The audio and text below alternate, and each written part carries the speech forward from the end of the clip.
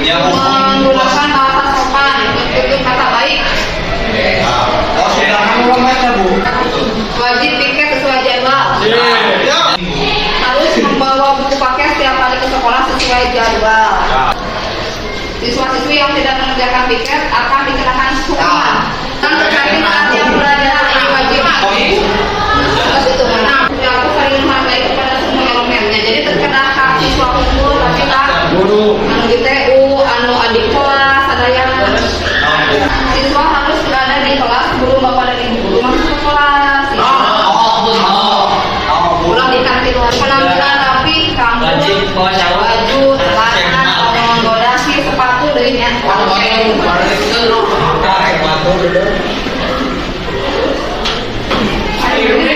Bagi yang pulang sebelum waktunya harus dikenakan sanksi. Oke.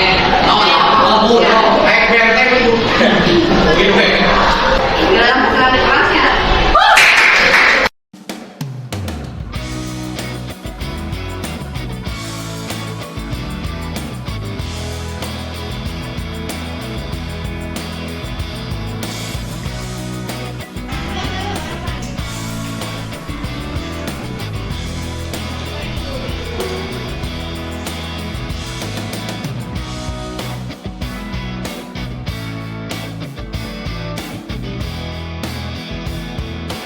Assalamualaikum warahmatullahi wabarakatuh. Waalaikumsalam warahmatullahi wabarakatuh.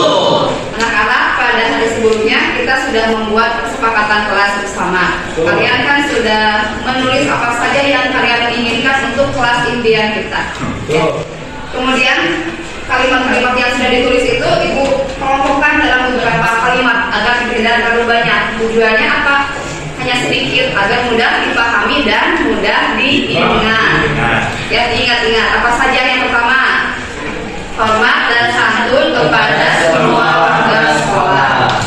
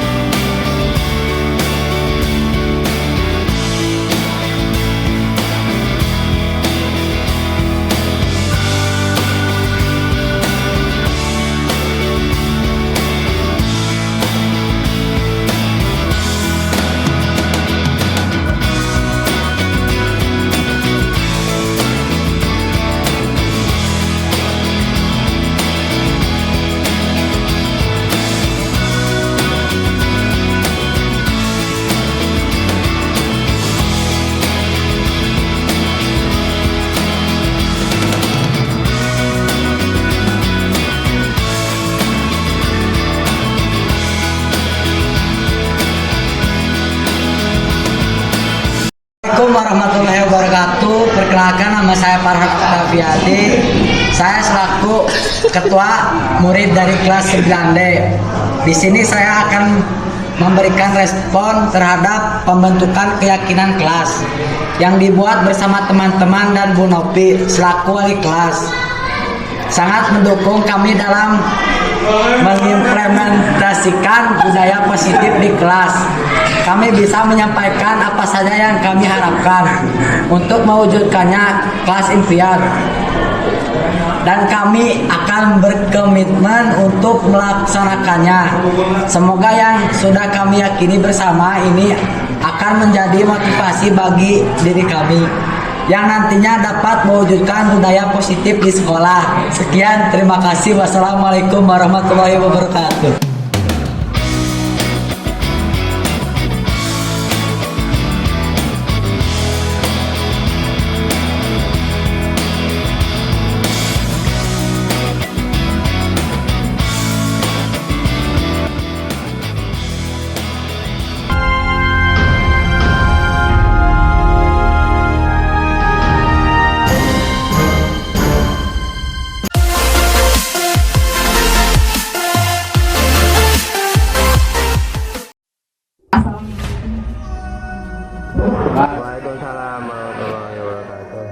Alhamdulillahirrahmanirrahim. Assalatu wassalamu ala asyrofil anbiya'i wal mursalin wa ala alihi wa sahbihi ajma'in. Marilah kita panjatkan puji syukur kehadirat Allah Subhanahu wa taala karena atas karunia-Nya kita bisa berkumpul di tempat yang berbahagia. Salawat dan salam semoga senantiasa tercurah kepada junjungan kita Nabi besar Muhammad SAW. Pada kesempatan kali ini saya ingin mengucapkan terima kasih kepada Bapak Kepala Sekolah yang telah memberikan saya kesempatan dan waktunya untuk menyampaikan diseminasi modul 1.4. Ini adalah modul keempat dari total 10 modul yang dipelajari pada program pendidikan dunia.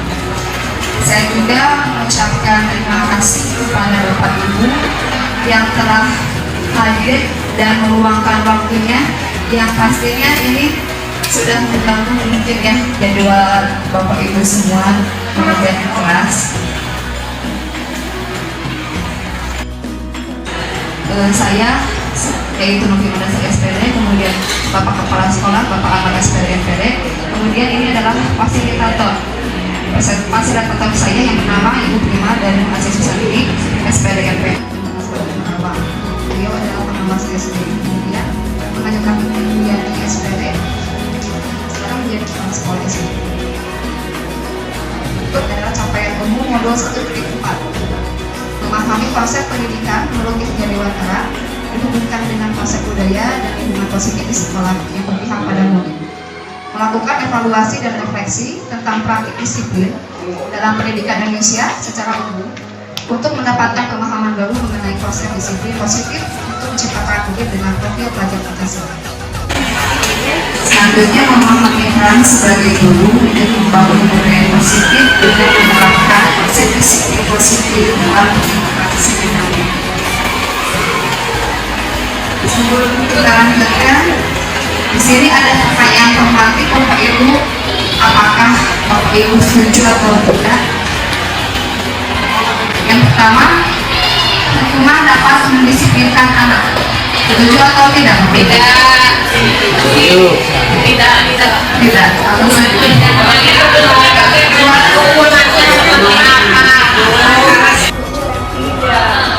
Yang hukuman dengan hal positif seperti membaca atau membersihkan halaman sekolah dapat meningkatkan disiplin anak. Itu mah boleh, Bu. Yang ketiga, memberi penghargaan dapat meningkatkan motivasi belajar anak. Ada yang menyampaikan pendapatnya, apa setuju dan tidak setuju?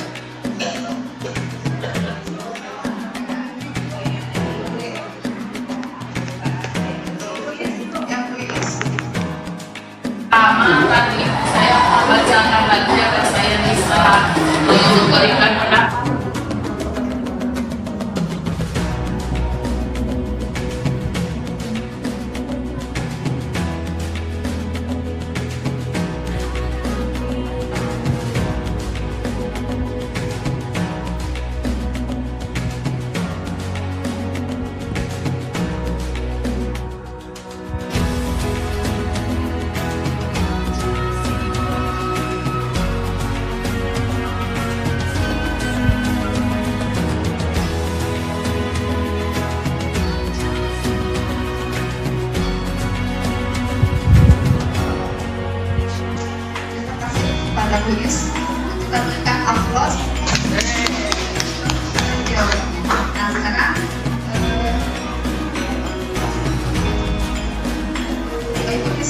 kita belajar bersama, bukan berarti saya tahu, tapi saya ingin belajar sama Bapak Ibu, kita belajar bersama. Jadi saya berkali-kali untuk coba menyampaikan ini sama-sama belajar.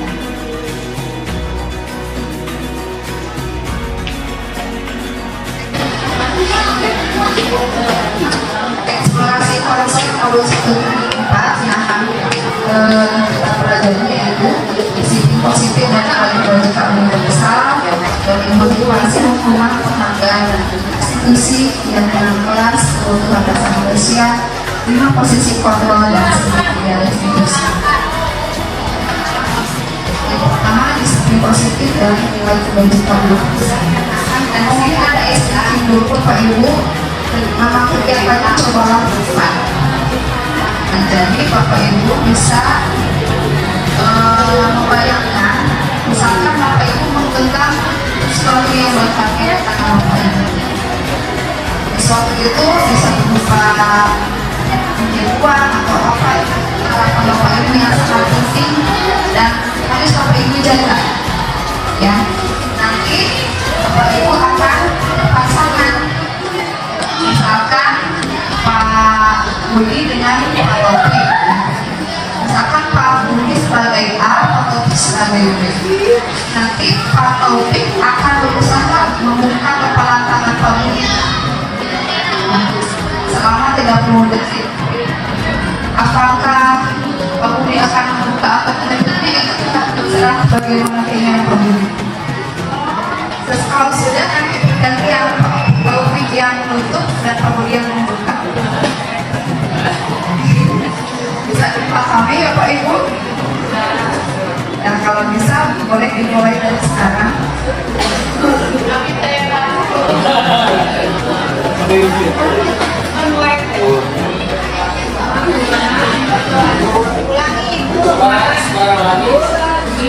Jadi kegiatannya, misalkan Bu Gita menggenggam sesuatu yang sangat berharga, kemudian membayangkan ya, nanti misalkan pasangannya Bu Heni berusaha membuka kepala tangan Bu Gita dengan menunjuk, dengan rayu, yang penting Bu Gita mampu membuka. Tapi membuka atau tidak itu bagaimana keinginan Bu Gita.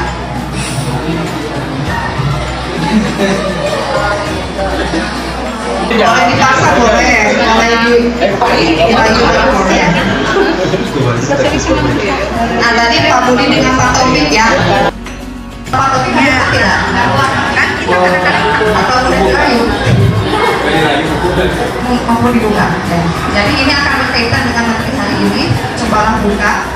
Apakah Anda atau B membuka kepala tangan atau tidak? Mengapa dibuka? Pak Taufik kenapa dibuka tadi? Karena mampu kayu oleh Pak Budi. Ya, ini bukan sesuatu yang prinsip. Bukan sesuatu yang prinsip. Kalau yang nomor 2, kenapa menutup kepala tangan? Joyce Teori meluruskan beberapa miskonsepsi. Jadi kita sering berpendapat yang sebenarnya itu tidak benar. Yang pertama, ilusi guru mengontrol murid. Biasanya kita berpendapat atau berpikir bahwa murid itu bisa kita kontrol dengan memaksa dia. Padahal sebenarnya murid itu tidak bisa dikontrol oleh kita, kecuali kalau murid itu mengizinkan kita untuk mengontrol dirinya. Yang kedua, ilusi bahwa kritik dan dapat membuat orang merasa bersalah itu menguatkan karakter. Misalkan anak yang membuat kesalahan, kemudian kita mengkritik dia dan dia merasa bersalah atas perilakunya, itu tidak menguatkan karakter dia, malah itu akan membuat identitas gagal pada murid. Selanjutnya, ilusi bahwa semua penguatan positif itu efektif dan bermanfaat. Penguatan di sini berupa rujukan ya, kata Rayuan seperti tadi, dan itu ternyata tidak bermanfaat karena hanya bermanfaat atau berlaku dalam waktu yang pendek saja, tidak berlaku panjang. Selanjutnya, ilusi bahwa orang dewasa memiliki hak untuk memaksa. Biasanya di sini kita sebagai guru orang dewasa itu merasa tanggung jawab untuk mengontrol murid untuk melakukan hal yang kita inginkan. Tapi sebenarnya itu tidak baik untuk perkembangan anak nantinya. Selanjutnya, kita biasanya berada dalam paradigma stimulus respon. Bagaimana cara kita mengubah paradigma menjadi kontrol, ya? Yang biasanya kita berpikir bahwa kebutuhan kita itu sama, ternyata kebutuhan kita itu setiap orang tidak sama. Setiap orang memiliki kebutuhan yang berbeda. Selanjutnya, penolakan guru dapat dilihat sebagai suatu kesalahan. Padahal baik itu kegiatan baik atau kegiatan buruk, semuanya memiliki tujuan, tidak ada yang salah. Jadi kita bisa belajar dari kesalahan. Orang lain bisa memantau saya berdasarkan teori stimulus respon seperti tadi, membuka dan menutup kepalan tangan. Padahal yang bisa membuka atau mengontrol diri kita adalah diri sendiri, bukan orang lain. Berdasarkan teori stimulus respon, saya bisa mengontrol orang lain. Padahal sebenarnya kita tidak bisa mengontrol orang lain. Kemudian pemaksaan ada pada saat rujukan gagal. Jadi pada saat kita memaksa anak, berarti itu adalah suatu identitas yang gagal. Seharusnya kita dalam teknik kontrol itu mengajak anak berkolaborasi untuk menciptakan pilihan baru seperti apa yang dia inginkan.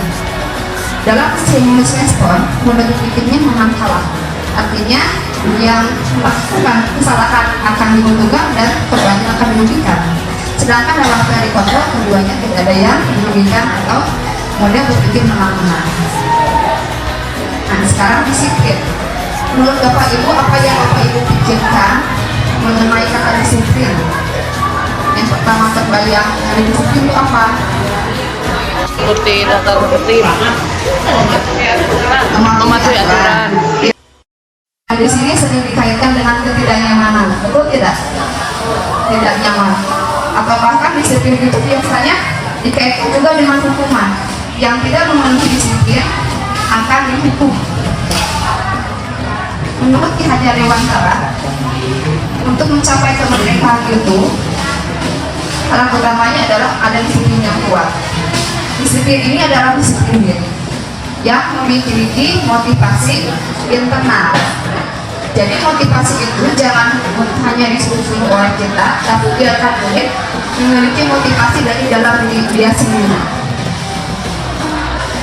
Jika tidak memiliki motivasi internal, maka kita memerlukan pihak lain untuk mendisiplinkan kita, atau memiliki motivasi kita eksternal yang berasal dari luar, yang bukan dari kita sendiri. Bagaimana mewujudkan disiplin itu? Kita menggunakan nilai-nilai kebajikan. Disiplin itu sebagai bentuk kontrol diri atau belajar mencapai tujuan yang mulia, yang mengacu pada nilai atau prinsip yang mulia yang dinamakan dengan nilai kebajikan universal. Yang bagaimana nilai kebajikan universal yang saat ini kita gunakan pada profil pelajar Pancasila. Inilah nilai-nilai kebajikan yang kita tanamkan kepada anak didik kita, yaitu ada 6 dimensi. Bahkan selanjutnya mengenai teori motivasi, hukuman, dan penghargaan atau restitusi. Menurut dia dosen dalam bukunya ada 3 motivasi perilaku manusia. Yang pertama, motivasi karena menginginkan dari ketidaknyamanan atau hukuman. Jadi banyak sekali mungkin dia mengerjakan sesuatu hal itu dia menurut, tapi menurutnya itu bukan dari keinginan dia, tapi karena menghindari hukuman atau menghindari ketidaknyamanan. Orang yang memiliki motivasi ini akan bertanya, apa yang akan terjadi apabila saya tidak melakukannya? Ya. Yang kedua, motivasi karena ingin mendapatkan penghargaan atau imbalan. Misalkan ada sebuah reward bagi anak, dia mengerjakannya berlomba-lomba untuk mendapatkan duit, tapi motivasi itu karena dia hanya ingin mendapatkan penghargaan saja. Dan orang yang memiliki motivasi ini akan bertanya, apa yang saya dapatkan apabila saya melakukannya? Dan motivasi yang ketiga untuk menghargai dirinya sendiri dengan melakukan nilai-nilai kebajikan yang tadi. Pertanyaannya, saya akan menjadi orang yang seperti apa bila saya melakukannya? Nah, ini adalah 3 teori motivasi perilaku manusia. Kira-kira di antara ketiga ini, yang mana yang timbul dari dalam dan yang mana yang timbul dari luar atau eksternal? Yang timbul dari dalam yang mana di antara motivasi 1, 2, dan 3? Yang dari keinginannya sendiri melakukan suatu hal. Yang nomor berapa? Nomor 3. Dan nomor 1 dan 2 itu dikarenakan ada dorongan dari luar ya. Adalah tujuan disiplin yang positif. Nah, seringkali kita memberikan penghargaan kepada anak. Padahal sebenarnya kalau kita memberikan penghargaan itu sama saja dengan kita memberikan hukuman. Jadi kita tidak boleh memberikan penghargaan kepada anak. Kenapa? Karena baik itu penghargaan atau hukuman sama-sama membujuk seseorang untuk melakukan sesuatu. Ya. Ini berdasarkan ilmuwan Alifan. Kenapa tidak boleh dikasih penghargaan? Karena dampaknya yang pertama ada pengaruh jangka pendek dan panjang. Pengaruh jangka pendeknya dia akan menurun karena ada penghargaan. Tapi kalau tidak ada, dia tidak akan melakukannya. Itu jangka pendek. Jangka panjangnya jika kita memberikan penghargaan atau itu secara terus-menerus, maka itu akan membuat dia ketagihan. Ingin selalu diberikan penghargaan. Yang kedua, penghargaan itu tidak efektif karena penghargaan itu sifat ada syaratnya. Kamu bisa mendapatkan sesuatu jika kamu bisa melakukan sesuatu. Nah, jadi ada syaratnya ya. Itu tidak efektif. Dan jika kita tidak mendapatkan penghargaan itu, maka timbulnya apa? Timbulnya ada rasa kecewa dan tidak ingin berusaha lagi kalau sudah kecewa. Kemudian penghargaan rusak hubungan. Nah, ini mungkin saya juga pernah mengalami. Kalau kita memberikan penghargaan di depan umum, itu akan rusak hubungan. Rusak hubungannya adalah orang yang tidak diberikan penghargaan. Dia akan tidak menyukai orang yang diberikan penghargaan. Itu akan merusak hubungan. Merusak hubungannya adalah orang yang tidak diberikan penghargaan. Dia akan tidak menyukai orang yang diberikan penghargaan. Apa dia diberi penghargaan, saya tidak. Nah, jadi kan kita tidak enak ya. Jadi tidak ada hubungan yang baik lagi. Kemudian penghargaan mengurangi ketepatan. Ini berdasarkan penelitian yang dilakukan pada sekelompok anak laki-laki. Mereka disuruh membandingkan 2 gambar yang sama, kemudian coba cari perbedaan apa yang ada pada kedua gambar. Jadi mencari perbedaan gambar. Anak yang bisa menjawab akan diberikan penghargaan. Kemudian pada di waktu kemudian ternyata anak yang sudah diberikan penghargaan itu malah lebih banyak melakukan kesalahan. Jadi akan mengurangi ketepatan.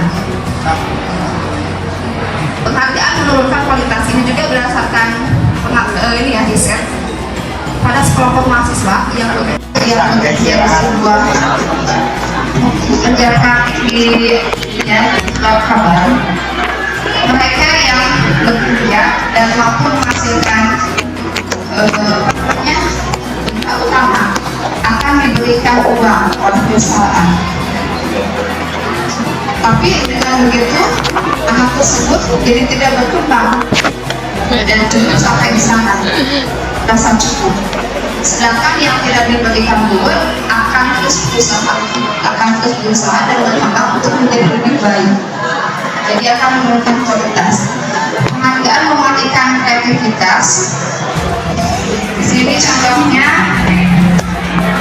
anak yang dia tahu dulu bahwa akan ada penghargaan. Jadi kalau kamu bagus menggambarnya, nanti ibu kasih penghargaan, kasih hadiah. Jadi silakan kalian yang paling bagus siapa. Nah itu malah akan tidak mengembangkan kreativitas mereka, karena mereka pikir oh saya bagus, jadi malah mengembangkan kreativitasnya. Penghargaan juga mengukur. Jadi berlaku pada sistem ranking. Mohon maaf Bapak Ibu, sebenarnya kalau berdasarkan teori itu ranking itu tidak boleh. Yang merasa paling dukung adalah mereka yang mendapat ranking 2. Kenapa saya tidak mendapat ranking 1? Dan dia akan merasa sangat didukung. Kemudian motivasi dari dalam diri. Misalkan anak yang sedang rajin membaca, menggabungkan huruf menjadi kata, kata menjadi kalimat, kemudian dia menyadari, oh saya sudah bisa membaca, kemudian dia senang, saya sudah bisa membaca. Tapi pada saat itu kita beri dia penghargaan, padahal anak itu sudah senang, maka secara tidak langsung kita sudah mengambil penghargaan secara alami. Ini berdasarkan teori.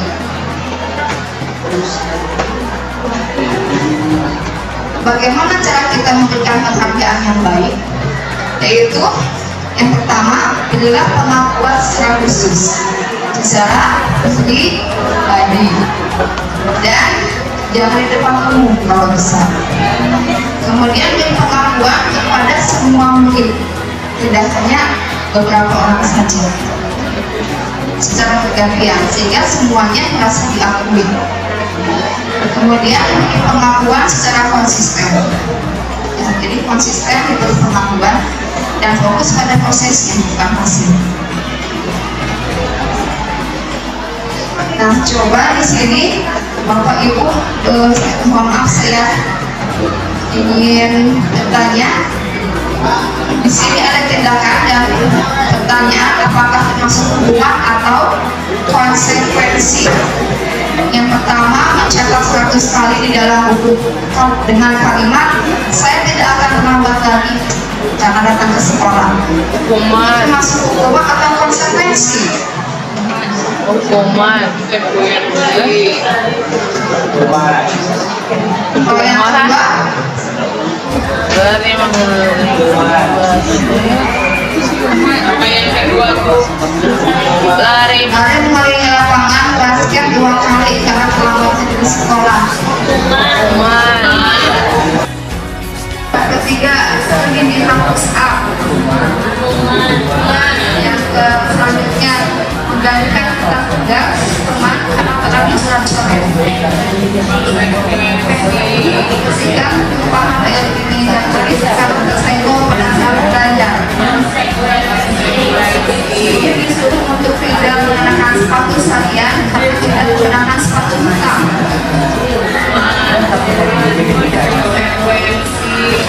Lari mengelilingi lapangan basket pada saat pelajaran PCO. Nah ini jawabannya. Sama tidak?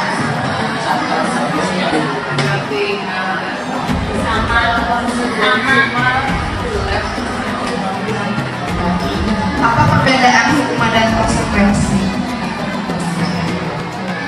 Ini ya, hukuman itu sesuatu yang menyakitkan dan harus terjadi, sedangkan konsekuensi harus terjadi. Ada lagi satu selain hukuman dan konsekuensi, yaitu restitusi. Restitusi itu pilihan. Kalau hukuman itu akan memastikan identitas gagal, dan konsekuensi dan restitusi merupakan suatu bentuk positif yang menghasilkan identitas yang sukses. Kemudian dengan hukuman itu tidak nyaman untuk jangka waktu yang panjang, sedangkan konsekuensi tidak nyaman untuk jangka waktu yang pendek. Dan restitusi mengeluarkan anak dalam jangka waktu yang panjang. Dalam hukuman ada kalimat peraturannya adalah ini, kamu harus gitu ya.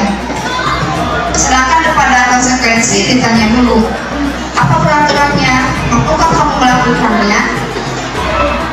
Kalau restitusi ditanya dengan apa yang kamu yakini, apa yang bisa kamu lakukan untuk memperbaiki masalah ini. Kalau dalam hukuman itu murid akan membenci peraturan, dalam konsekuensi murid akan menghormati peraturan, dan dalam restitusi murid akan menghormati dirinya dan orang lain. Jadi hukuman itu bersifat negatif, kalau konsekuensi bersifat netral, dan restitusi bersifat positif.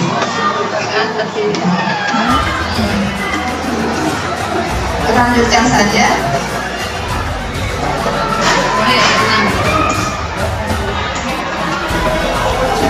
Restitusi itu merupakan sebuah pendekatan untuk menciptakan disiplin prosedur.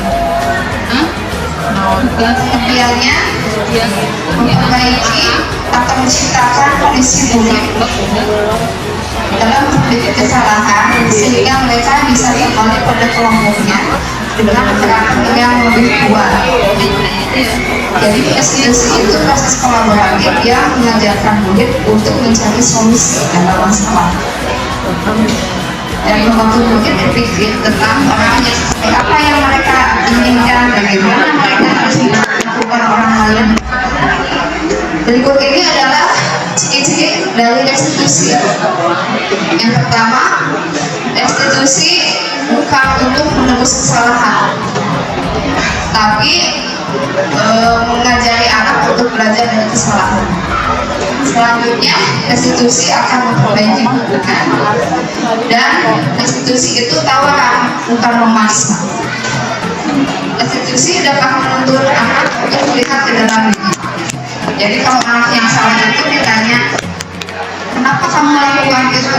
Jadi dia ada suatu kebutuhan yang mungkin belum dia penuhi, dan anak itu akan mencari kebutuhan apa yang belum dia penuhi.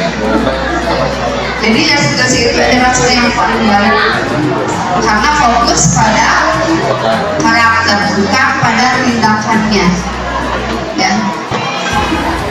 Restitusi mengembalikan murid yang berbuat salah pada kelompoknya. Biasanya kalau di kelas itu ada murid yang nakal, kita kan kadang-kadang suka mengeluarkan ya, coba kamu keluar. Jadi memisahkan dari kelompoknya. Bayangkan saja kalau kita punya anak dan kita coba suruh dia keluar dari rumah, bagaimana cara kita membimbing anak tersebut?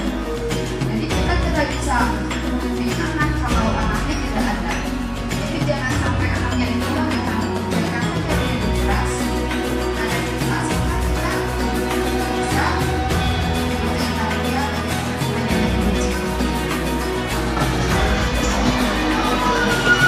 yang ketiga ini keyakinan kelas. Kenapa disebut keyakinan kelas bukan aturan kelas?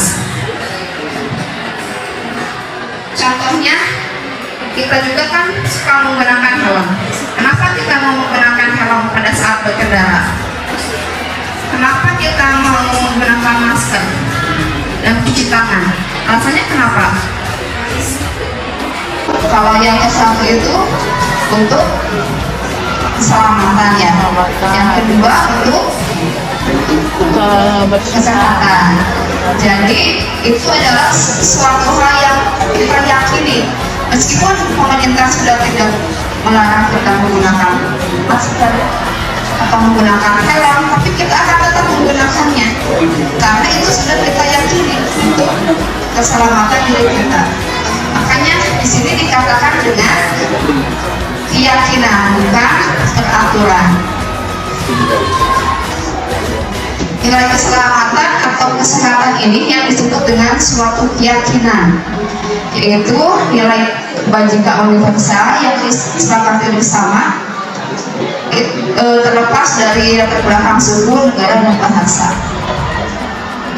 Dengan nilai kebajikan akan membuat orang menjadi lebih termotivasi dari dalam. Jadi motivasinya dari dalam bukan dari luar. Karena untuk apa? Ada peraturan tertulis tapi tidak ada maknanya. Makanya di sini disebut dengan keyakinan bukan peraturan.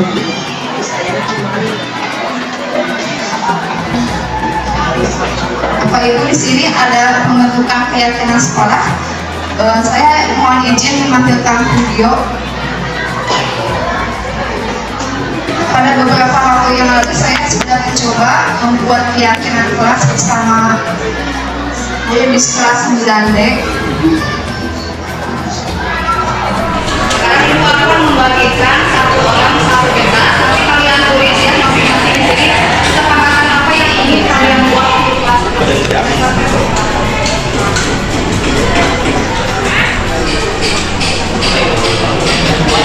Jadi di sini anak-anak diberikan secari kertas, mereka diminta untuk menuliskan apa yang mereka inginkan untuk kelas mereka. Ya, isinya bebas, tergantung apa yang diinginkan untuk kelas impian mereka.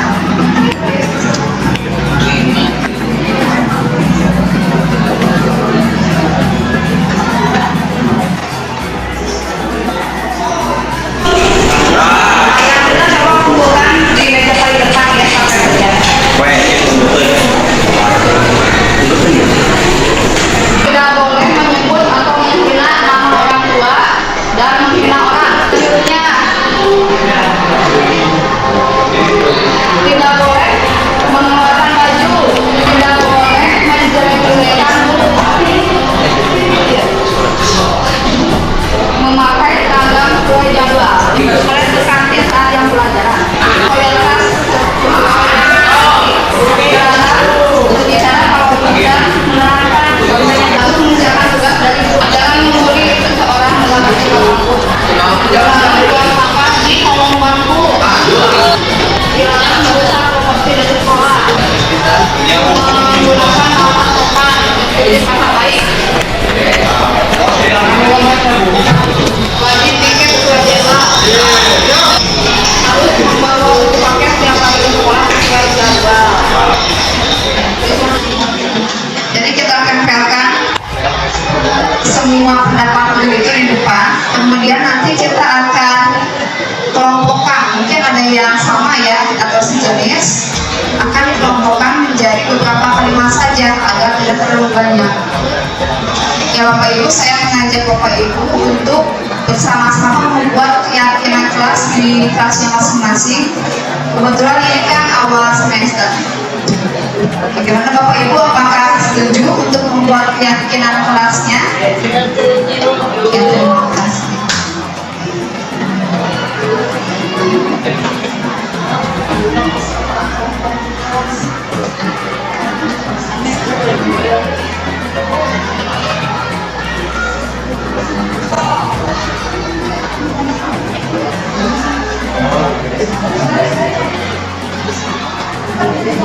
Keyakinan kelas itu tidak rinci seperti yang tadi ditulis oleh anak-anak, tapi kalimatnya akan bersifat lebih abstrak daripada peraturan. Nanti ada contohnya. Kemudian keyakinan kelas berupa pernyataan yang umum, tidak terlalu rinci ya.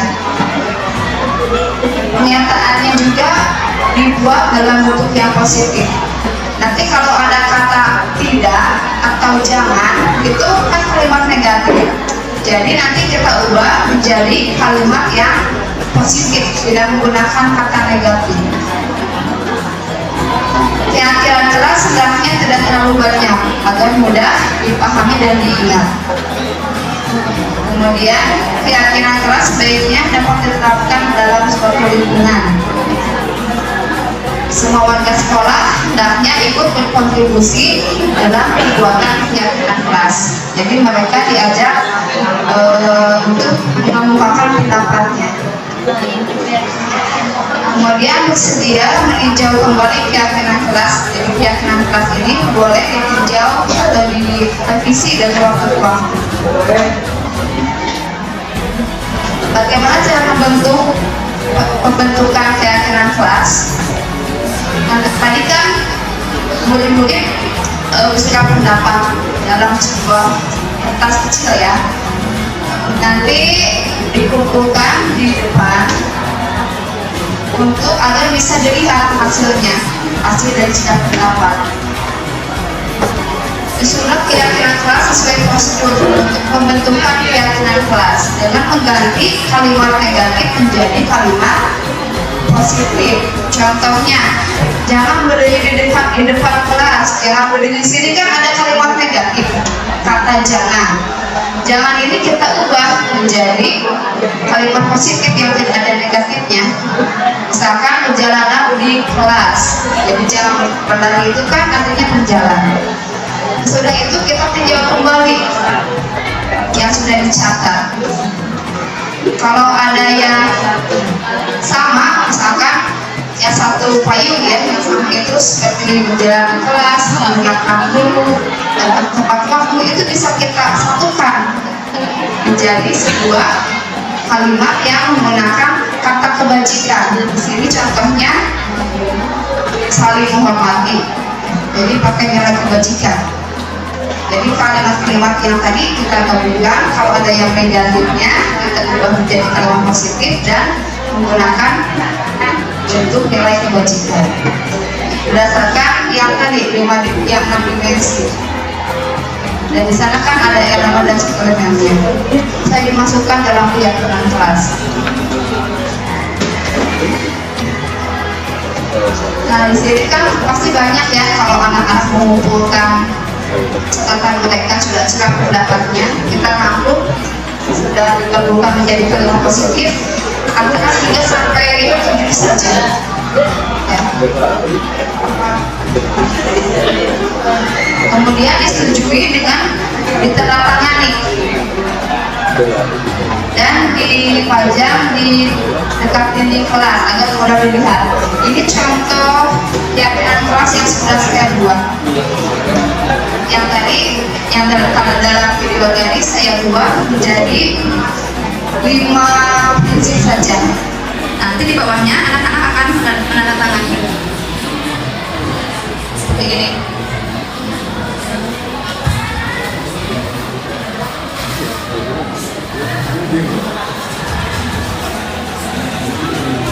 Ini yang sudah saya buat bersama anak-anak keyakinan kelas. Ada nilai kebajikan 4 dan 1, rapi, menjaga kebersihan, komitmen, dan tanggung jawab. Yang selanjutnya kebutuhan dasar. Di sini ada pertanyaan pemantik.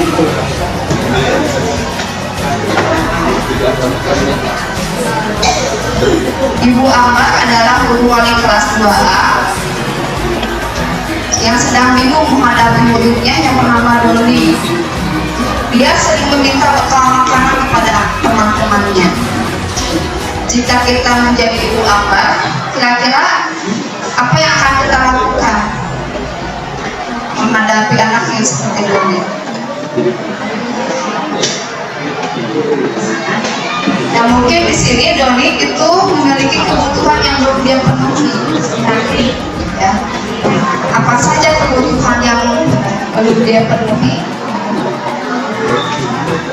Yaitu ada 5: bertahan hidup, kasih sayang dan merasa diterima, kebebasan, kesenangan, dan penguasaan. Untuk kebutuhan bertahan hidup, ini contohnya membutuhkan kesehatan, rumah, dan makanan. Mungkin Doni merasa lapar, jadi dia meminta bekal kepada teman-temannya untuk memenuhi kebutuhan hidupnya. Selanjutnya, kasih sayang dan rasa diterima merupakan hubungan dan koneksi sosial untuk menerima kasih sayang dan merasa bagian dari suatu kelompok. Mungkin di sana merasa tidak disayangi dan diterima oleh teman-temannya. Jadi dia ingin merasa mendapatkan kasih sayangnya dengan cara meminta makanan. Jadi dia sedang mencari perhatian gitu. Kemudian yang ketiga, kebutuhan kebebasan. Jadi dia ingin ingin mencoba hal yang baru, dia ingin bebas di kelasnya. Kebutuhan yang lainnya, kebutuhan akan kesenangan. Jadi bisa saja Doni melakukan itu karena dia ingin main-main saja, ingin main-main dengan teman-temannya sehingga dia bisa tertawa, bisa senang, ya seperti itu. Yang selanjutnya dia ingin memiliki kebutuhan penguasaan, jadi ingin diakui dan dihargai oleh teman-temannya. Kebutuhan dasar ini bukan berarti harus semuanya yang belum dipenuhi, tapi mungkin saja ada beberapa saja yang belum dipenuhi oleh anak-anak. Nah, di sini saya ingin membagikan kuesioner. Mohon maaf. Di sini ada kolom yang diisi oleh Bapak Ibu yang sesuai dengan kondisi Bapak Ibu. Apakah tidak benar, kadang-kadang, atau sangat benar situasi yang ada di sini? Boleh dibagikan dulu.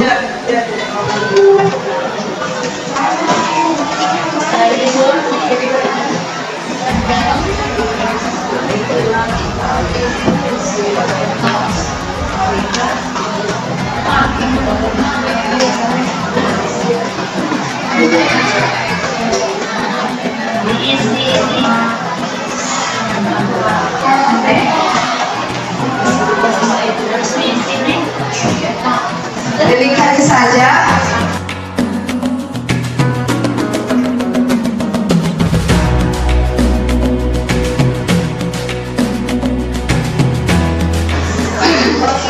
Nanti kita akan mengetahui mungkin ada kebutuhan dasar kita yang belum terpenuhi. Ini masih di 135. Nomor 1 tidak benar. Kalau tidak benar, tingkatnya nomor 1. Penambahan 3, 5 sangat benar.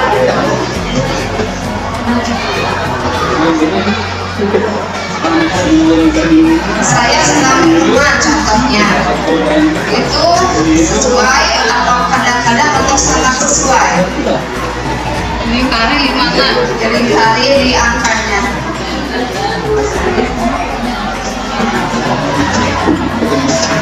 Nomor 2, mudah bagi saya berbicara dengan siapapun, apakah itu tidak benar atau kadang-kadang atau sangat benar.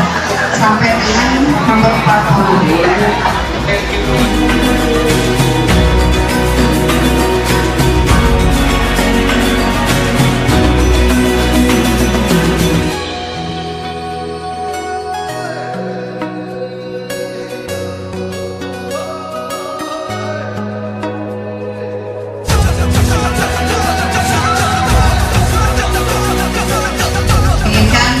Kebutuhan kesenangan jumlahnya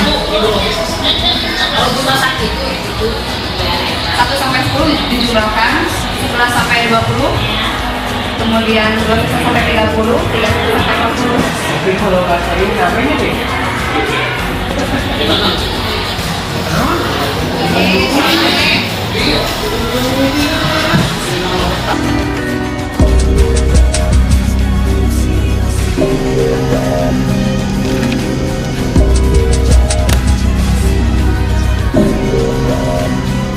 Naren! Sini kamu! Selamat pagi, Bu. Selalu terlambat. Kamu deh, pasti terlambat. Maaf, Bu. Saya... Apa? Apa coba? Alasan kamu apa lagi? Kapan sih kamu tidak terlambat? Malas sekali ya kamu jadi anak. Saya... Dasar pemalas. Gak kapok-kapok sih kamu. Sudah berapa kali terlambat?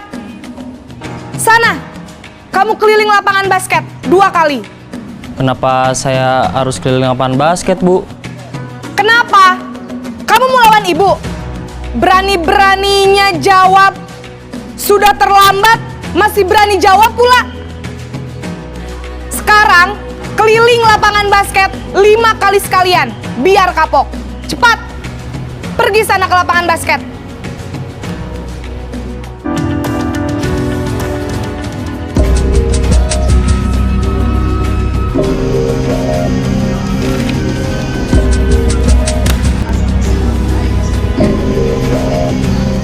Naren!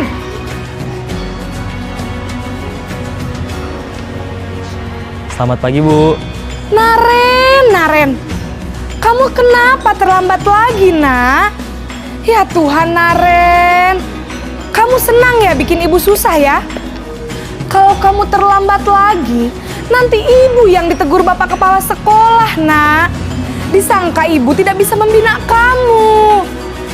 Duh, gimana ini? Maaf, Bu. Duh, Gusti Naren. Kamu suka ya kalau ibu ditegur bapak kepala sekolah? Terus, sekarang ibu harus tulis apa ini di buku absen? Ini kamu sudah sering terlambat loh. Ibu harus apa coba? Maaf, Bu. Maaf sekali. Ya sudah, lain kali jangan bikin ibu susah lagi ya, nak ya. Ibu tidak akan kuat lagi kalau kamu begini terus. Bisa jantungan kalau ibu ditegur bapak kepala sekolah. Sana cepat ke kelas. Maaf ya, Bu. Maaf sekali.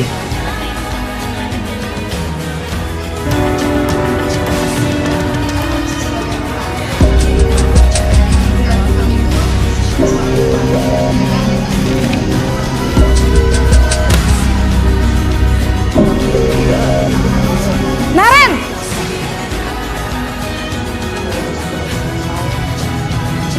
Selamat pagi, Bu.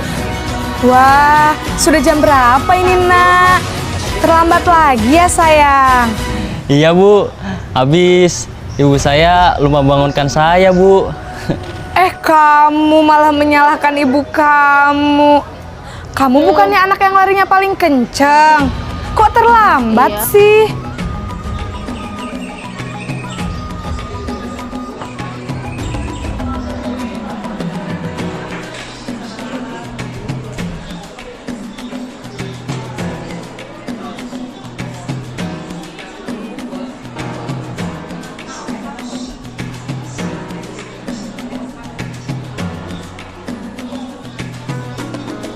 Ini adalah posisi pemantau, jadi selalu menggunakan peraturan dan konsekuensi dalam kalau melakukan kesalahan harus ada konsekuensi yang harus diganti. Dan terakhir adalah posisi manajer.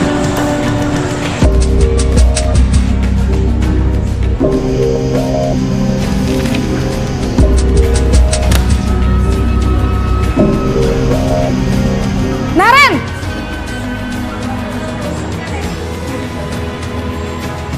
Selamat pagi, Bu. Selamat pagi, Naren. Maaf, Bu. Saya terlambat. Iya, sekolah masuknya jam 7, sekarang sudah jam 7.20. Jadi sekarang bagaimana ini, Naren? Maaf, Bu. Saya lupa setel alarm saya semalam.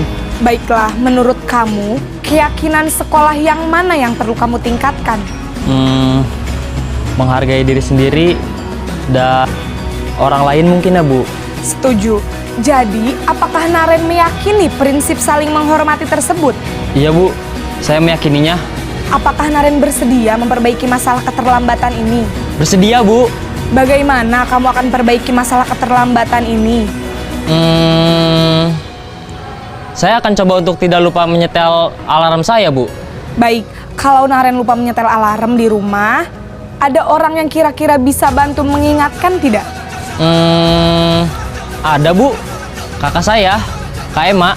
Ada lagi selain Kak Ema? Selain Kak Ema, ada ibu saya. Baik, Jadi yang mengingatkan Naren adalah Kak Emma dan ibu kamu ya. Kira-kira akan mulai setel alarm kapan nih Naren? Setelah pulang sekolah, akan segera saya lakukan.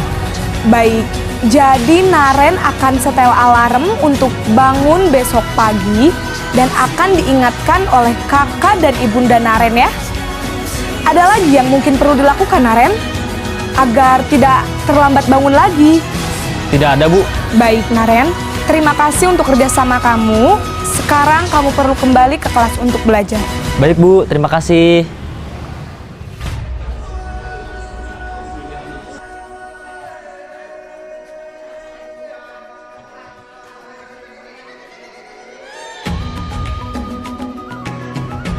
Tadi posisi formulanya ada berapa banyak? Ada 5, yaitu posisi penghukum, pembuat merasa bersalah, posisi teman, pemantau, dan manajer. Dalam posisi penghukum, biasanya menggunakan hukuman itu tidak harus selalu fisik ya, bisa juga berupa verbal, berupa ucapan. Guru ini seperti ini hanya percaya bahwa hanya ada satu cara yang berhasil, yaitu hanya cara dia saja. Guru yang ada dalam posisi penghukum biasanya akan berkata, patuhi aturan saya, atau awas, kamu selalu saja salah, selalu, pasti selalu selesai, terlambat lagi, pasti terlambat lagi, selalu datang terlambat. Kapan bisa datang tepat waktu ya? Itu adalah kata-kata yang diucapkan oleh posisi penghukum. Akhirnya apa? Gurunya menerapkan posisi penghukum pada murid. Kemungkinan muridnya akan marah dan mendendam, dan juga sifat agresif. Nanti kalau anaknya terlambat kemudian kembali duduk, dia akan mencoret-coret bukunya atau mencoret kerja tulisnya sampai mendendamnya. Atau yang lebih parah lagi, nanti bisa jadi muridnya akan merusak kendaraan guru yang tadi menghukum dia. Yang kedua, posisi pembuat rasa bersalah. Di sini guru akan bersuara lebih lembut dan membuat keheningan. Tapi kelembutan ini membuat orang lain merasa tidak nyaman, merasa bersalah dan rendah diri. Nanti murid akan merasa bahwa dia itu tidak berharga lagi. Kata-kata yang kedua adalah, ibu sangat kecewa dengan kamu. Berapa kali bapak harus memberitahu kamu?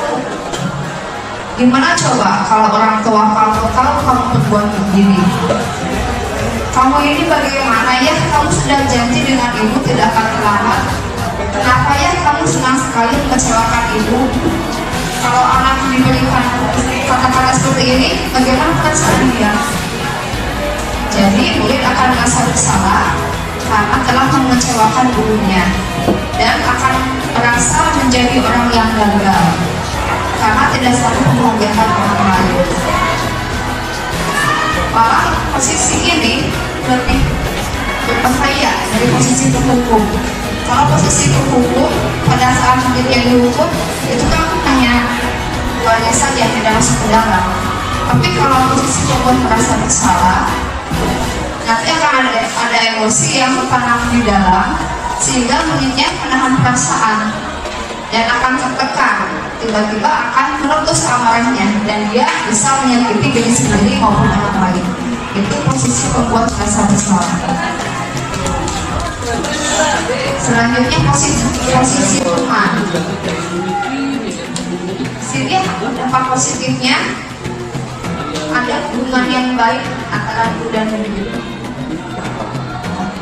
Tapi kalau negatifnya, pada saat gurunya tidak membantu dia, maka murid akan berkata, saya pikir ini teman saya, jadi tidak kecewa. Jadi dalam posisi teman ini, murid akan melakukan sesuatu untuk guru tertentu, tidak untuk guru yang lainnya. Hasilnya, murid akan merasa senang dan akrab dengan guru tersebut dan akan merasa ketergantungan, tapi tidak akan melakukan sama dengan guru yang lain jika kita menggunakan posisi sebagai teman. Kemudian posisi sebagai pemantau. Jadi kita bertanggung jawab untuk memantau atau mengawasi anak. Posisi ini biasanya menggunakan peraturan atau sanksi. Ya, jadi itu akan memisahkan hubungan kita dengan yang lain. Pertanyaan yang diajukan contohnya, apa yang telah kamu lakukan? Dananya apa? Sanksinya apa? Seperti yang tadi ya, yang terlambat. Tahukah kamu jam berapa kita mulai? Apa kamu tahu konsekuensinya apa jika terlambat? Jadi nanti pada saat terlambat, kamu harus tinggal di kelas dan menyelesaikan tugas kayak tunggu. Bagaimana perasaannya jika diperlakukan seperti ini? Jadi murid itu akan tidak nyaman karena harus tinggal kelas pada saat yang istirahat. Dan guru juga harus tetap mengawasi, tidak bisa meninggalkan pada saat mengerjakan tugas.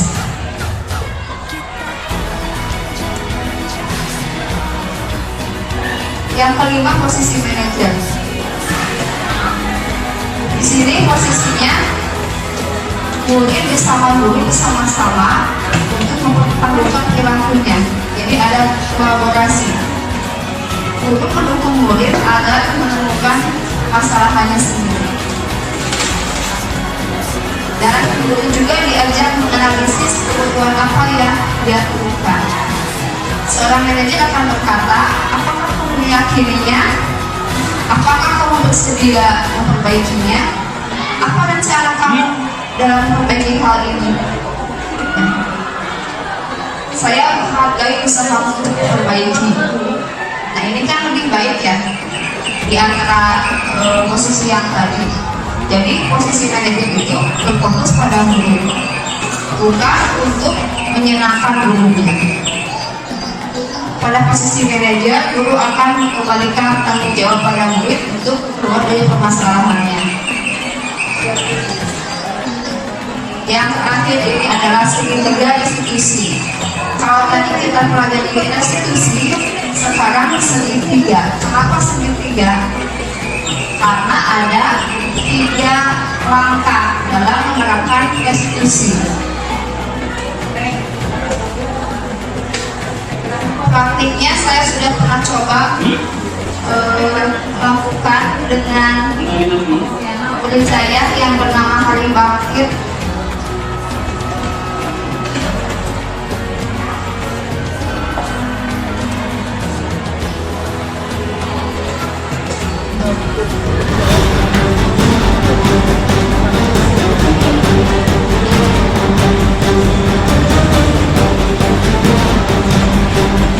Kasusnya murid itu untuk kalian, tapi yang dia menyembunyikan makanan di sakunya.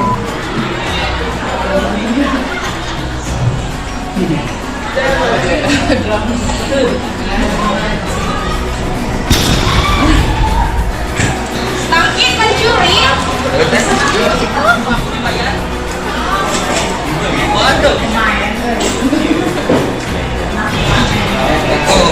Nanti dulunya dipanggil dulu ya, kemudian disuruh pakai polisi. Tadi ibu dapat laporan dari ibu kantin. Sepertinya ada masalah ya. Ada tidak yang bisa ibu bantu? Ya Bu, jadi saya Pada saat diserahkan itu dia langsung menyalahkan apa kamu lakukan itu salah. Dia langsung tapi di pertanyaan di sana banyak orang yang melihat yang masuk pada belakang. Di sini stabilkan identitas orangnya langkah yang pertama. bukan semua makanan lagi Bu. Yang kamu katakan sama ibu. Sebenarnya saya tidak sengaja Bu. Saya membawa makanan itu pada diri saya sendiri kok. Saya hanya iseng-iseng membawa makanan yang lain untuk dibagikan kepada teman-teman saya. Jadi dalam langkah stabilkan identitas, banyak anak yang dibuat dalam identitas yang gagal. Tapi diajak dalam identitas yang sukses. Maksudnya tidak disalahkan karena warnanya. Kemudian cepat-cepat pergi keluar. Ibu di sini bukan untuk mencari siapa yang salah. Ibu di sini untuk mencari penyelesaian dan bagaimana cara kita memperbaiki masa ini bersama-sama. Kamu pasti punya alasan melakukan ini. Kembangan ya, membagi-bagi makanan untuk teman-teman kamu. Ya Bu. Ibu bisa melihat kamu berapa teman melakukannya. Kebutuhan makanan selain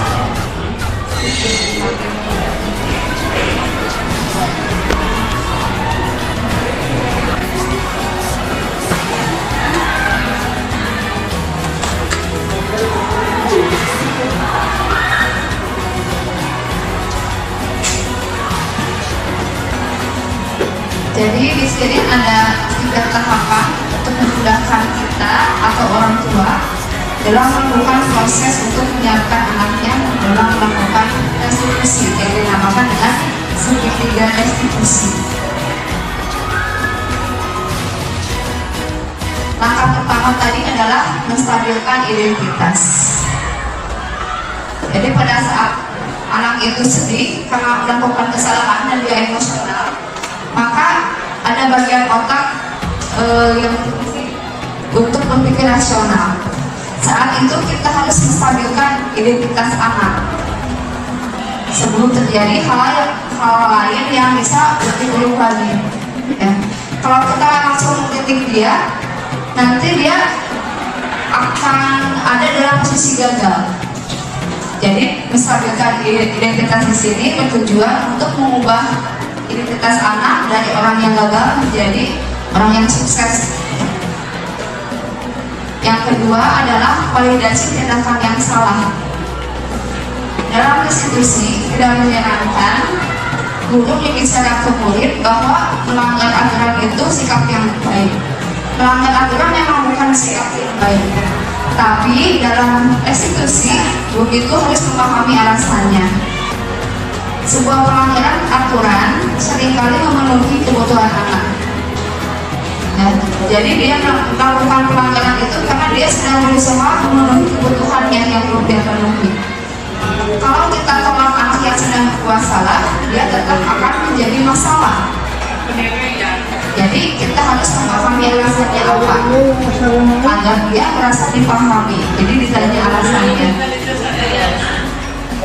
Langkah yang ketiga adalah menanyakan keyakinan. Ini berdasarkan teori kontrol, ya, agar dia mendapatkan motivasi internal. Jadi langkah ke-1 setelah sudah tercapai, lanjut ke langkah kedua, maka saat itu anak sudah siap ditanyakan keyakinannya akan menjadi orang seperti apa dia, dan guru bisa membantu anak untuk fokus pada hal tersebut, bukan pada kesalahannya. Nah, inilah segitiga restitusi. Langkah ke-1, menstabilkan identitas. Jadi kita tidak boleh menghukum anak kalau dia telah berbuat salah. Kita juga bisa berbicara, kamu itu bukan satu-satunya orang yang pernah melakukan ini. Jadi kita stabilkan identitasnya. Langkah kedua yaitu validasi tindakan yang salah. Tindakan yang salah tersebut kita validasi, karena pasti murid itu punya alasan mengapa dia melakukan itu. Kemudian dia ditanya oleh kita, ada tidak cara efektif untuk mendapatkan apa yang kamu butuhkan? Dan langkah yang ketiga, menanyakan keyakinan. Keyakinan apa yang telah kita sepakati, kamu yang menjadi orang seperti apa? Jadi biarkan anak membuat pilihannya, dia ingin menjadi seperti apa, bukan kita menyuruh kamu harus begini, kamu harus begitu. Jadi restitusi itu adalah pilihan.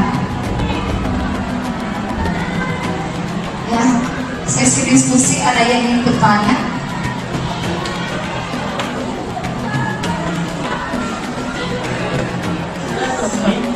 Satu orang saja.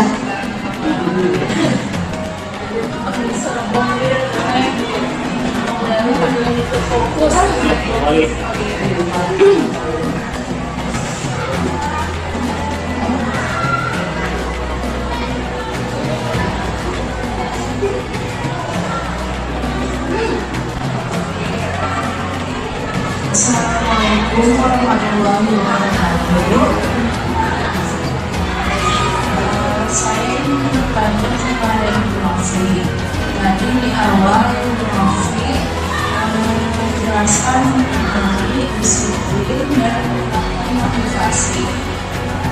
Ini yang ingin saya tanyakan, bagaimana cara meningkatkan motivasi anak, terutama dalam pembelajaran matematika, sedangkan kita juga tidak boleh memberikan pertanyaan. Sekian, terima kasih.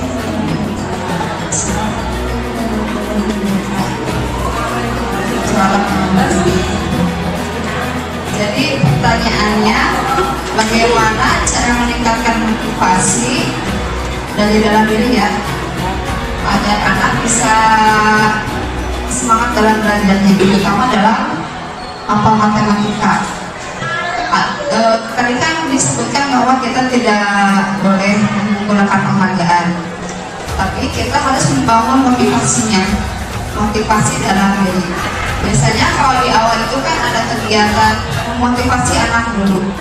Nah, jadi kita coba sebutkan keyakinan-keyakinan yang harus anak lakukan, karena keyakinan itu adalah untuk anak sendiri. Apa yang akan kamu dapatkan jika kamu belajar matematika atau apa lain? Ya, jadi untuk apa kamu belajar? Di sana kita bisa ajak diskusi. Jadi tidak hanya langsung ke materi, tapi kita membentuk keyakinan dia dulu untuk apa dia belajar. Seperti itu mungkin. Dan bisa juga ditambah kalau mengenai sejarah matematika itu kan ada beberapa tokoh ilmuwan yang awalnya dia gagal, ya banyak sekali ilmuwan yang awalnya gagal tapi bisa menjadi sukses. Jadi mungkin itu bisa memotivasi anak. Mungkin itu saja. Apa ada yang ingin menambahkan? Ya, kalau tidak ada, kita lakukan refleksi. Di sini ada beberapa pertanyaan yang Bapak Ibu nanti akan jawab. Saya sudah menyediakannya dalam Google Form. Nanti akan saya bagikan di grup WA.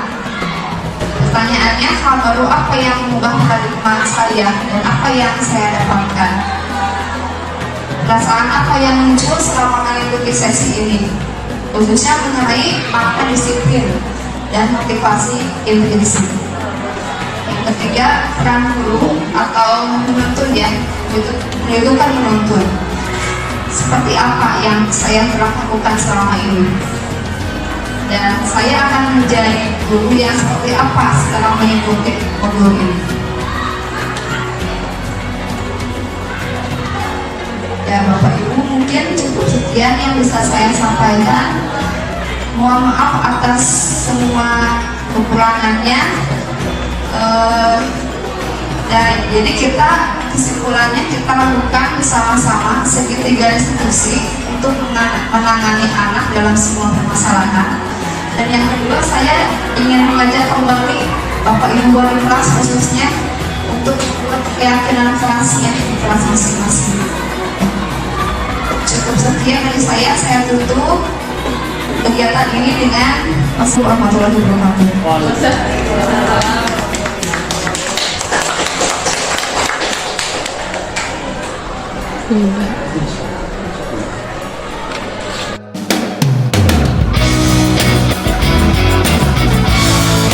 Baik, assalamualaikum warahmatullahi wabarakatuh. Nama saya Taufik Rahman. Saya di sekolah SMP 1 sebenarnya bekerja dan mengajar sebagai guru pendidikan agama Islam. Setelah saya mengikuti diseminasi dari pemaparan yang disampaikan oleh Bu Novi, saya jadi paham bagaimana paradigma saya tentang pembelajaran di masa kini. Tadi yang disampaikan itu seputar hukuman dan konsekuensi. Jadi saya jadi paham bagaimana perlakuan guru terhadap siswa, bahwa segi hukuman dan konsekuensi itu ataupun penghargaan itu tidak seharusnya diberikan kepada siswa. Lalu saya di sini jadi sadar bahwa sebagai seorang guru saya harus memposisikan diri sebagai apa, memfungsikan diri sebagai apa di hadapan siswa. Apakah itu sebagai controlling atau pengontrol ataupun juga sebagai manajerial, sebagai manajer.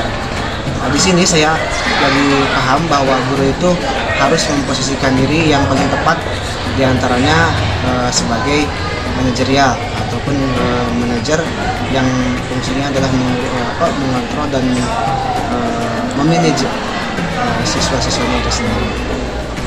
Mungkin itu yang bisa saya sampaikan hasil dari saya mengikuti diseminasi ini.